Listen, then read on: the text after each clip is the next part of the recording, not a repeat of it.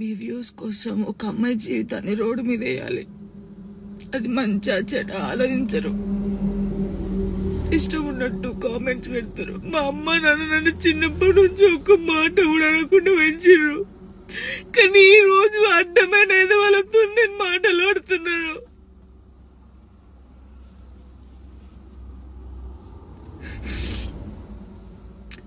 Suicide చేసుకొని చచ్చిపోతే నేను ఎందుకు ఇలా చచ్చిపోతారు? ధైర్యంగా బతకాలని నేను చాలా మందికి చెప్పినా, కానీ వాళ్ళు చచ్చిపోయింది వాళ్ళ బాధల కోసం కాదు, మీరు చేసే రచ్చకే వాళ్ళు చచ్చిపోయారు తట్టుకోలేక.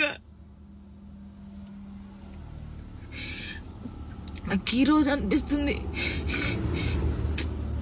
నాకు ఓపిక నశించింది.